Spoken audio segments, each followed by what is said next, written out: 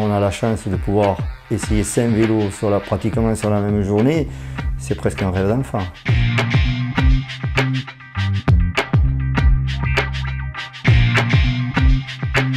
Je m'appelle Yann, donc je suis le responsable marketing pour les marchés francophones pour la marque.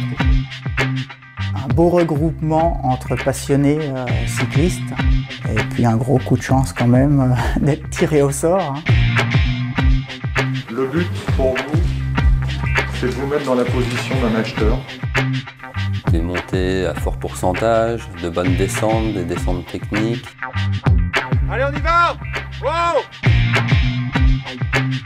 Donc le modèle qu'on vous présente aujourd'hui, c'est donc le fruit de la recherche et développement. On vous demande celui sur lequel vous êtes le mieux pour les différents points. Une expérience que j'oublierai pas. Et c'est que du bonheur.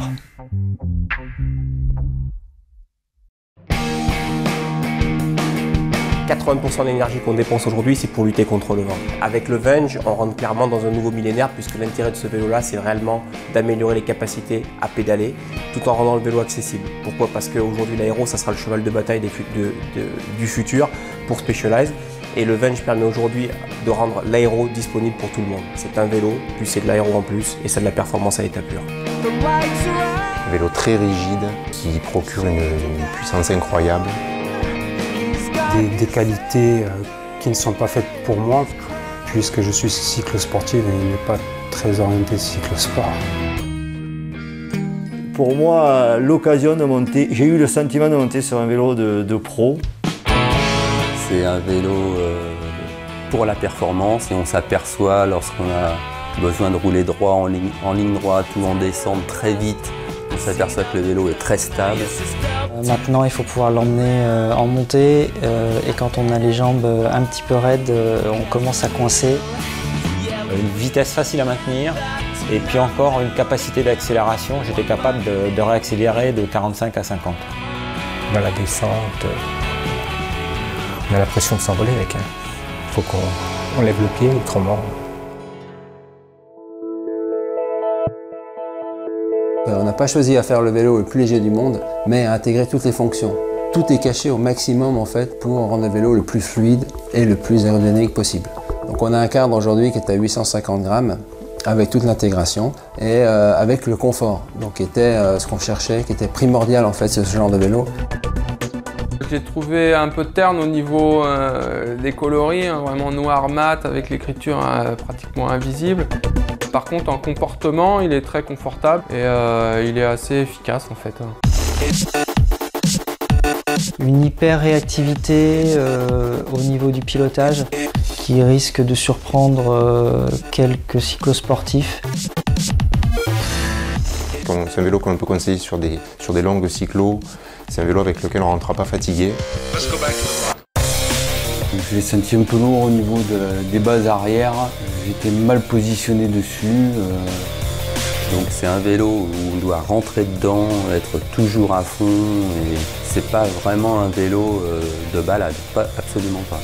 Pour moi, c'est le vélo de Monsieur Tout le Monde, le bonhomme qui veut faire un peu de quelques cyclos, qui veut un peu de temps en temps envoyer. C'est le vélo rapport qualité-prix imbattable. Donc le 675 Lite, c'est un nouveau modèle de chez Duke qui a la particularité d'avoir une potence intégrée qui lui donne un look, si on peut dire, très racé, bien qu'il soit très orienté confort, puisque tout est fait pour maximiser le confort sur le vélo. Au niveau esthétique, ça plaît ou ça plaît pas, mais je l'ai trouvé assez joli. Un vélo facile, je pense que c'est un vélo qu'on peut conseiller aisément à des gens qui veulent faire des longues distances. J'ai pris beaucoup de plaisir avec ce vélo et j'étais agréablement surpris. Par contre, j'ai eu l'impression qu'il n'était pas très nerveux en côte. Il répond bien lorsqu'on a envie de faire une petite accélération. Il est assez rigide, enfin bref, il est assez polyvalent quand même. C'est un des meilleurs vélos que j'ai essayé aujourd'hui.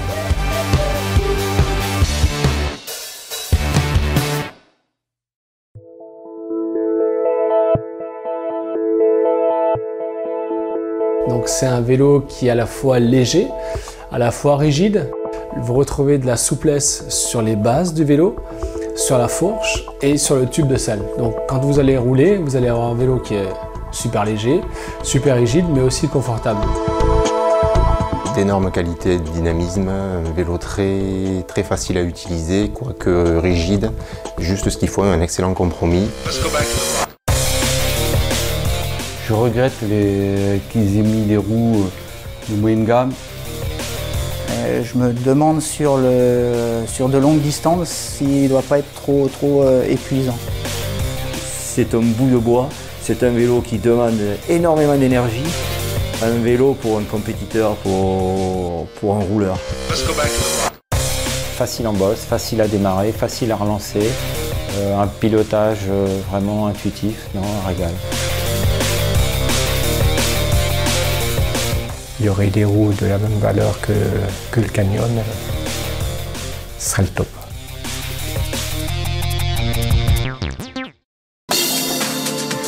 Donc le Canyon qu'on présente cette année, c'est le même vélo en fait qui est devenu vélo de l'année l'an dernier en 2013, avec simplement des améliorations en ce qui concerne le confort sur notamment la tige de selle.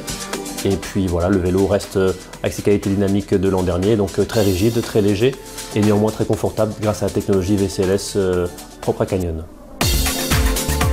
Un groupe complet du race mécanique, mais qui apporte une puissance de freinage et un passage des vitesses exceptionnel.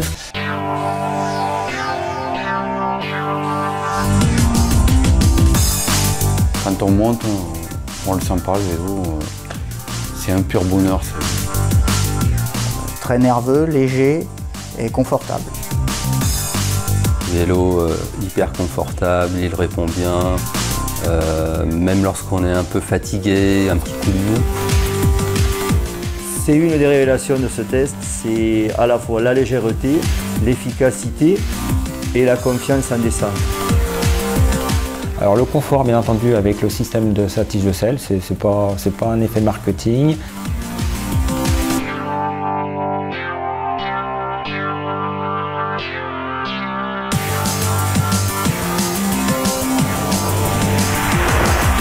C'est 5 superbes vélos, pas d'a priori sur aucun de ces vélos-là, qui ont les 5 des qualités différentes. En fait, c'est 5 vélos qu'on pourrait utiliser sur 5 jours de la semaine en fonction de ce que vraiment on veut travailler. Donc l'intérêt il est là, c'est la diversité et la palette de choses différentes qu'on peut faire avec.